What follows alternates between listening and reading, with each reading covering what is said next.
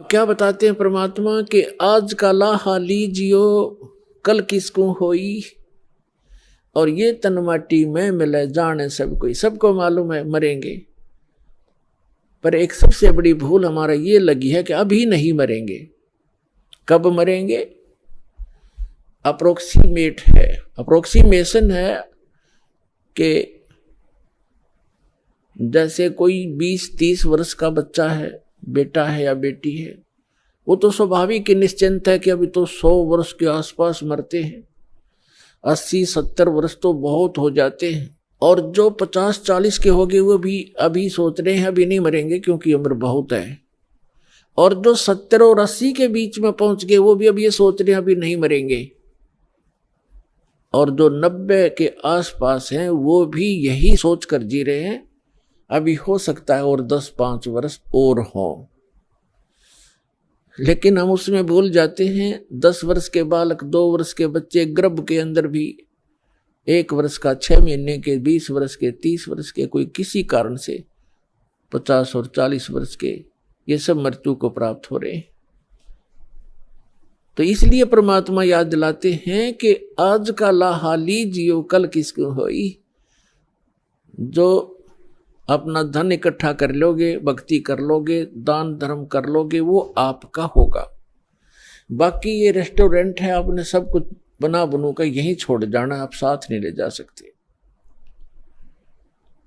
तो क्या ले जाना है हमने? जैसे हम विदेश गए हैं, स्वदेश आना है, तो हम विदेश की करेंसी यहां ले भी आएंगे तो वो काम नहीं करेगी, उसको हमने चेंज कराना पड़ेगा। उस करेंसी को हमने अपने स्वदेश वाली करेंसी में चेंज कराना पड़ेगा, तब वो हमारा काम आओगी। ना तो कागज है, एक नए पैसे का भी नहीं है। इसलिए हम यहां विदेश में रह रहे हैं। ये पृथ्वी एक विदेश है, काल का लोक ये विदेश है, पृथ्वी उसका एक शहर समझो, 21 ब्रह्मांड है उसका पूरा राज्य साम्राज्य है। हम सतलोक से यहाँ आ गए हैं, वापस जाने की अब तैयारी कर रहे हैं, तो हम यहाँ की कोई वस्तु नहीं ले जा सकते।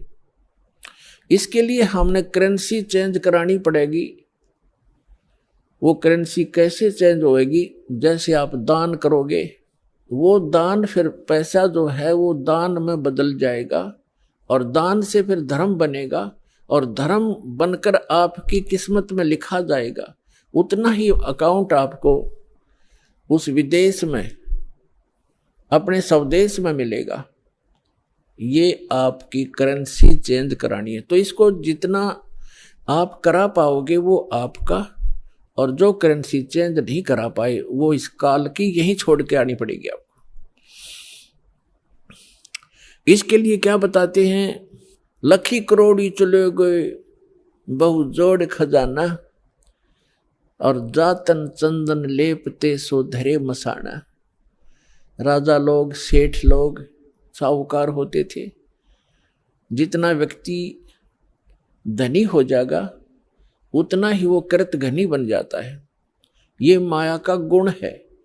राजा लोग क्या करते थे? सारे शरीर पर, जैसे आजकल तो एसी चल पड़े, कूलर कालर हो गए, राजा लोग क्या करते थे? चंदन को घिसवाते, नौकर चंदन घिसा करते थे, और गर्मियों के दिन में सारे शरीर पर चंदन लगा लिया करते थे, और शीतलता प्राप्त करते थे उससे।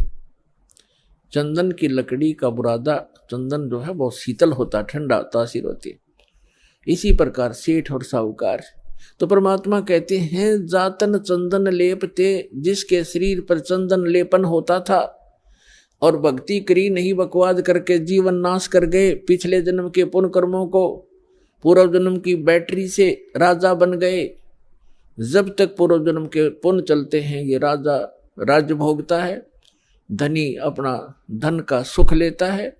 और यदि भविष्य की भक्ति ठीक ना बनी, शास्त्र अनुकूल साधना नहीं हुई, चार्जर नहीं लगा, तो पूर्व जन्म की बैटरी जिस दिन डिस्चार्ज होएगी, यानी पूर्व जन्म के पुण्य आपके जिस दिन समाप्त हो जाएंगे, उस दिन अचानक कैर टूटने शुरू हो जाएंगे। जैसे राजा लोगों का इतिहास देख लो आप, पिछला पुराना इतिहास हम पढ़ा करते थे।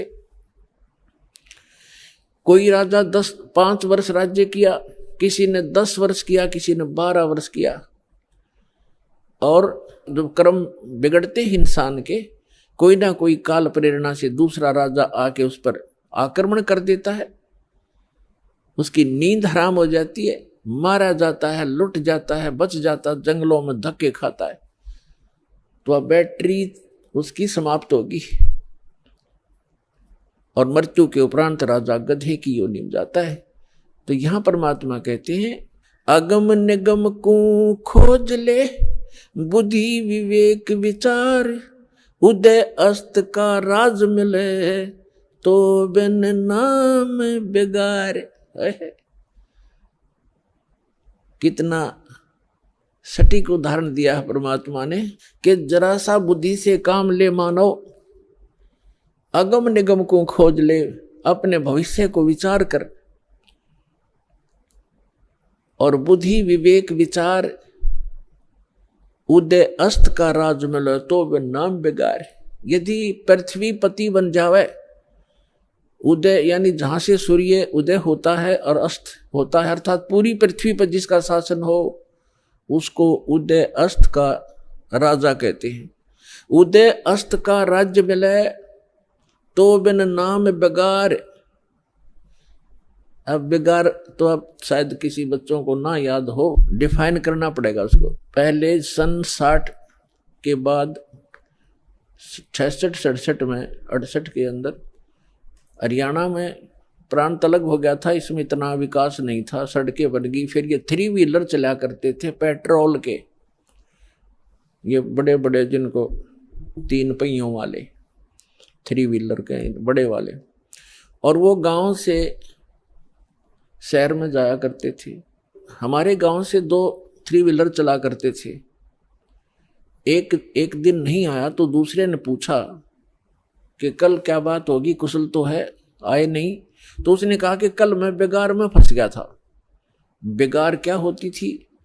पहले पुलिस वालों के पास ये अपने सरकारी व्हीकल नहीं होते थे, जीप वगैरह, ये ऐसे ही किसी की जीप पकड़ लेते, एक दिन किसी का 3 व्हीलर पकड़ लेते, कोई 4 व्हीलर जबरदस्ती ले लेते, और उसको सारा दिन अपना जो भी उनके काम होते 10-5 गांवों में, कितना रेड मारनी होती, कितना शराब पकड़नी होती, कोई चोर पकड़ना होता या क्रिमिनल आदमी पकड़ने होते, तो उनको ले जाते थे। वो पेट्रोल भी अपने पल्ले से डाला करता व्हीकल वाला, और सारा दिन उसका पहिया नहीं टेकने देते। आम व्यक्ति को तो ऐसे लगे जैसे बड़ी स्पीड से जा रहा है, कोई अच्छी कमाई कर रहा होगा वो 3 व्हीलर वाला, और वो फंस रहा था बेगार में। तो वो बता रहा था कि कल मैं 200 रुपये अपने घर से लगा कर आया हूं, यानी उस समय के 200 रुपये आज के 20,000 भी मेरे ख्याल में कम होंगे। कहता 200 रुपये का पेट्रोल अपने पल्ले से लगाया, सारे सुबह ले गए मुझे पकड़कर 6 बजे, रात के 11-12 बजे छोड़ा मुझे। 200 रुपये का तेल लग गया और पल्ले से रोटी खानी थी, तो कल मैं बेगार में फंस गया। अब क्या था कि सारा दिन वो चलता तो खूब दिखाई दिया, पहिया टेका नहीं, बहुत स्पीड, इधर चल उधर चल, और इनकम 1 नए पैसे की नहीं थी, खर्चा सारा का सारा था। इसको कहते हैं बेगार। तो जो राजा लोग या सेठ या अन्य कोई भी व्यक्ति समझो, अब जब राजा को ही इसलिए लिया जाता है, बाकी अन्य नागरिक तो अपने औकात से परिचित हो जाते हैं। जब राजा भी जो भक्ति नहीं करता, वो भी बिगाड़ कर रहा है, तो आम व्यक्ति भी उससे अपनी तुलना कर सकता है कि जो भक्ति नहीं करता और केवल माया जोड़न में लाग रहा है, तो वो राजा पूर्व जन्म की जो पुण्य कर्मों की कमाई थी, उसके आधार से, उस पूंजी से उसके खूब ठाठ बाट दिखाई देते हैं, जय जयकार हो रही है, जहां जाते हैं माला डालने वाले और जयकार करने वाले हैं, बैंड बाजा बजाने वाले खूब हैं उसके आगे पीछे। और वो भोली आत्मा अपने पूर्व जन्म की वो बैटरी को, अपने पूर्व जन्म की कमाई को समाप्त कर रहा है, आगे चार्जर है नहीं। यानी भविष्य की भक्ति वो कर नहीं रहा, तो वो राजा बेगार कर रहा, बेगार अपनी पूंजी को नाश कर रहा है और पल की चैन नहीं। तो यहां गरीबदास साहिब जी परमात्मा से प्राप्त ज्ञान के आधार से कहते हैं, अगम निगम को खोज ले, बुद्धि विवेक विचार, उदय अस्त का राज मिले, तो बिन नाम बेगार। पुण्यात्माओं, कलेजा हिल जाए इंसान का, जरा सा सोधी में हो, जरा सा भी विवेक रखता हो। हमारी बुद्धि पर पत्थर पड़ चुके हैं। हम पूर्ण रूप से कितने विद्वान पाक रहे हो, चाहे इंजीनियर बन गए हैं, चाहे हम डॉक्टर बन गए और चाहे प्रधानमंत्री बन गए, हम भक्ति मार्ग में शून्य है। अध्यात्म मार्ग हमारा शून्य है। और किसी की पूर्व जन्म की प्रेरणा से वो की ट्राई भी कर रहा है, तो वो केवल डले ढो रहा है शास्त्र विरुद्ध साधना करके। तो सौभाग्य आपका, आपको ज्ञान सुनने को मिला।